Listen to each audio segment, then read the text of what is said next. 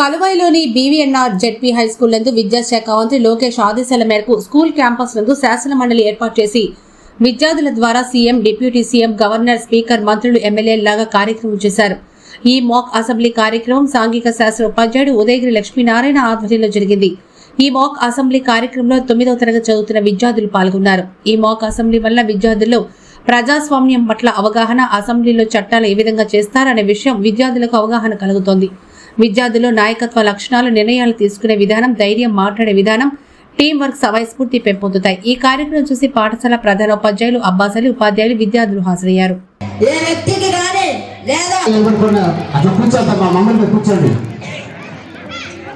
ఇక్కడ అబ్బాయిలు గలబా చేస్తారు, ఎవరు గలబా చేయొద్దు. ఒక తర్వాత ఇక కార్యక్రమాన్ని ప్రారంభించుకుంటున్నాం. ముందుగా ముఖ్యమంత్రి మరియు ఉప ముఖ్యమంత్రి ప్రమాణ స్వీకారంతో మన కార్యక్రమాన్ని ప్రారంభించుకుంటాం.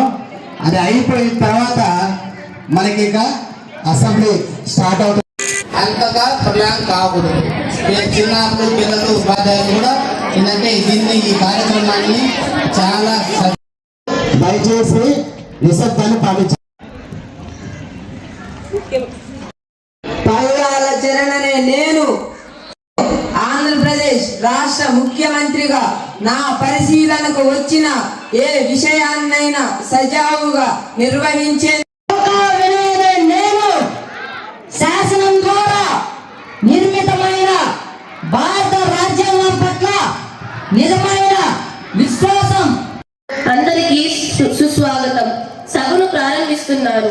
ప్రశ్నోత్తరాల సమయం ముగిసినందున ఇటీవల విశాఖపట్నంలో విజయవంతంగా నిర్వహించిన సిఐ భాగస్వామ్య సదస్సు ఫలితాలపై ముఖ్యమంత్రి గారి ప్రకటన ఉంది. గౌరవ ముఖ్యమంత్రి గారు 3 ఒప్పందాలు కుదిరాయి.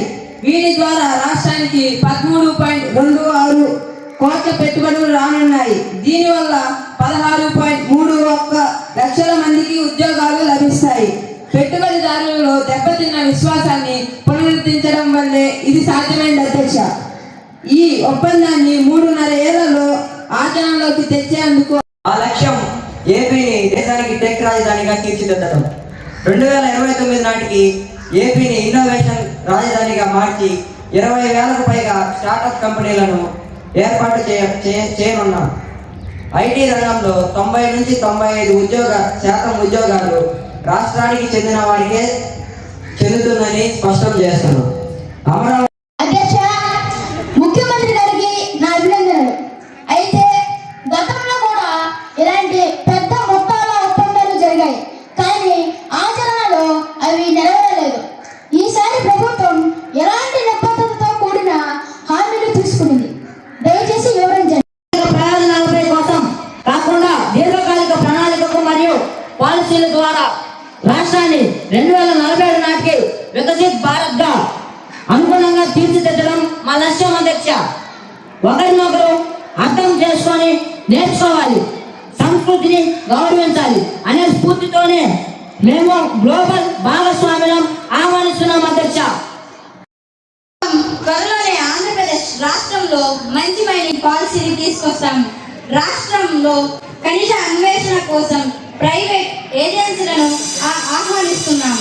ముఖ్యంగా సున్నపురాయి, మాంగనీస్, బంగారం వంటి ఖనిజ వనరులపై గనులను లీజుకు ఇవ్వడం అవకాశాలను కల్పిస్తాము. వడ్డెర కులసులకు మైనింగ్ లీజుల్లో 15% రిజర్వేషన్